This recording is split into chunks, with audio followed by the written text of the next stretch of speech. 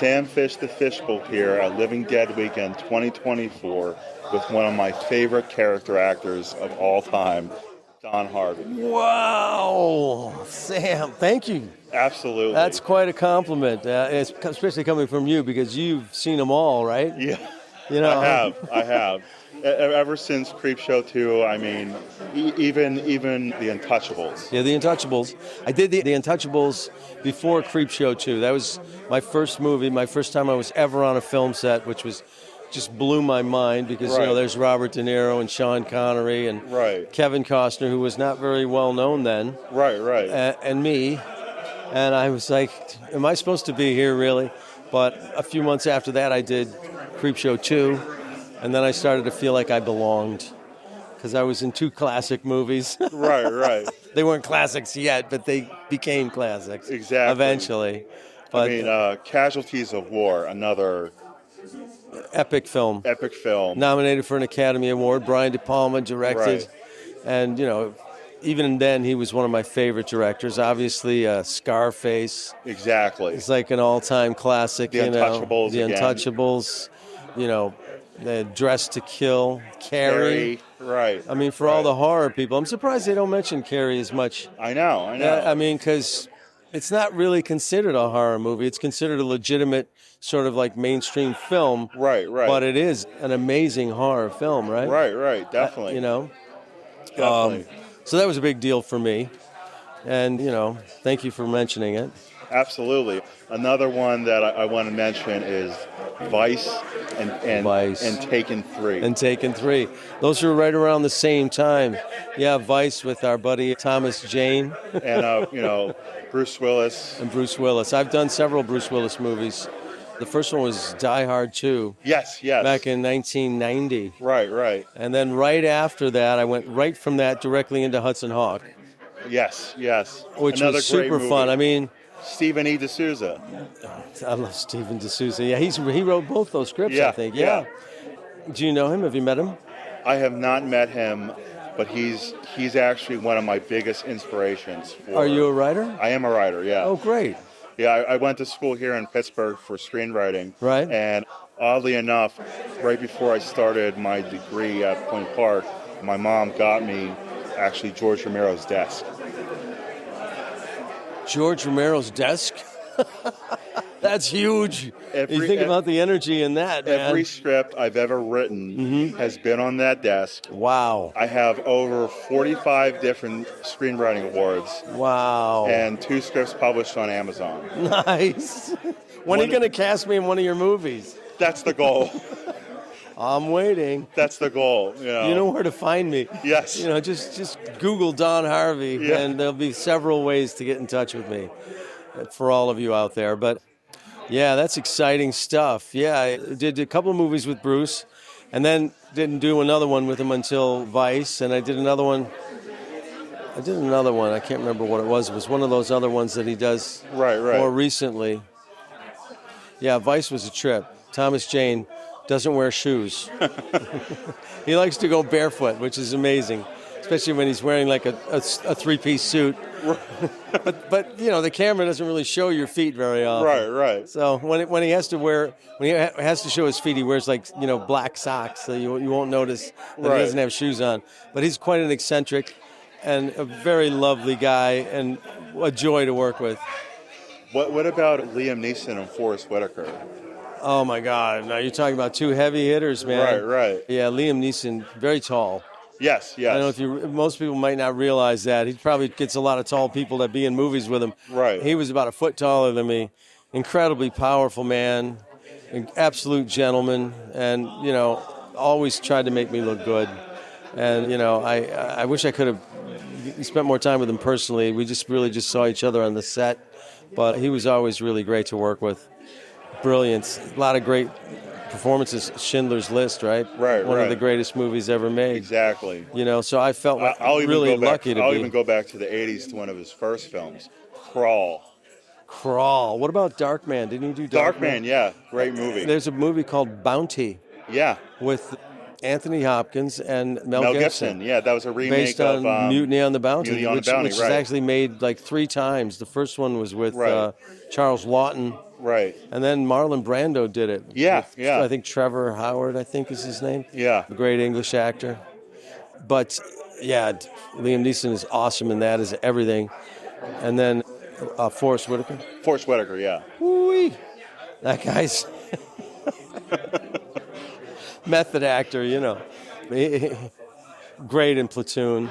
Yes. You know, but, yeah, absolute inspiration to work with.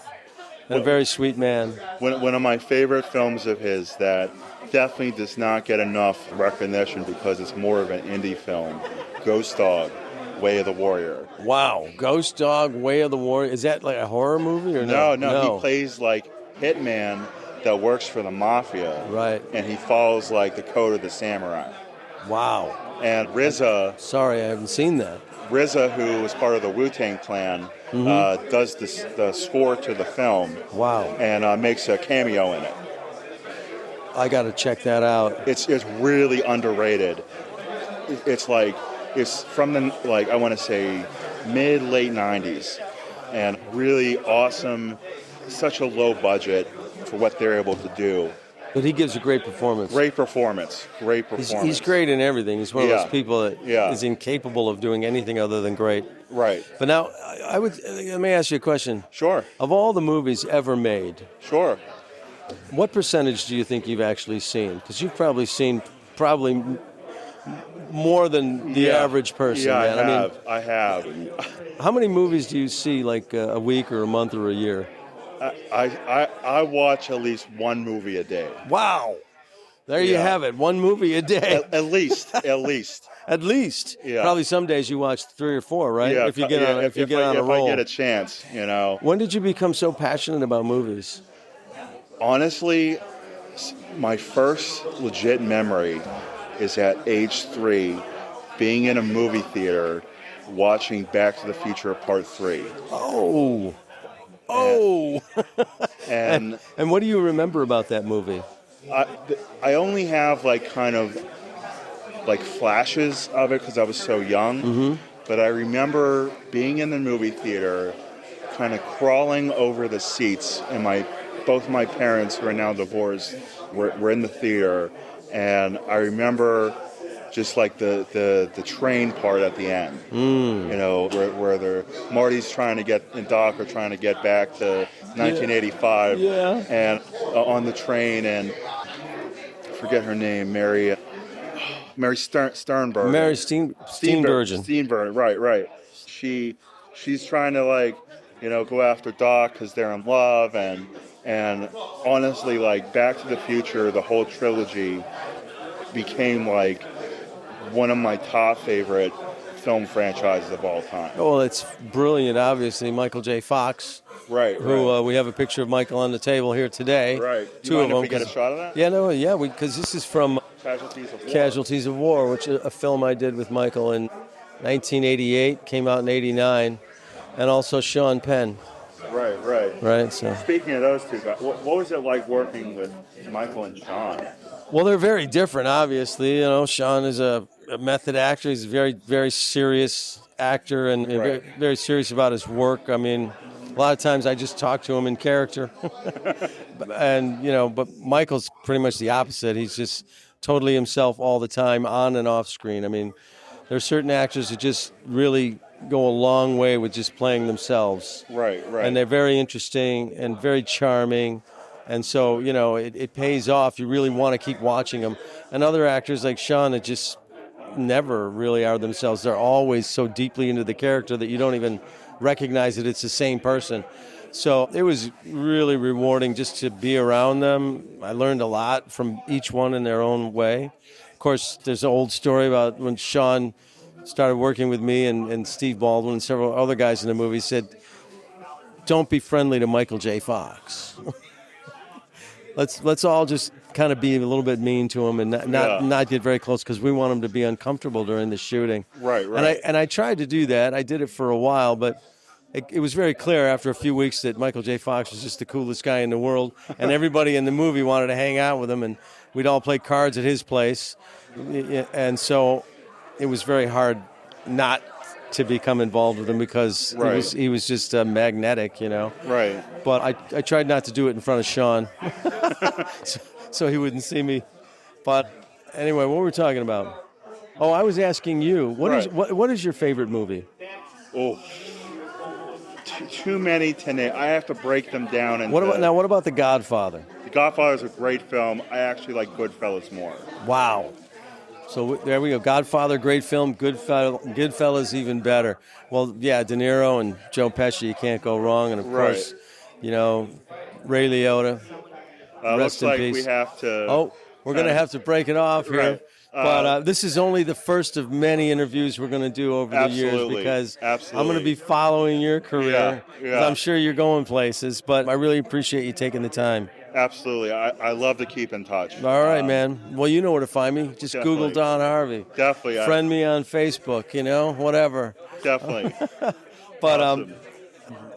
Well, all right, here we are. We're at the... Living Dead Weekend 2024 with Don Harvey. Don, thank you so much for taking the time to swim in the bowl with me. Yeah, baby. Thank you. Thank you.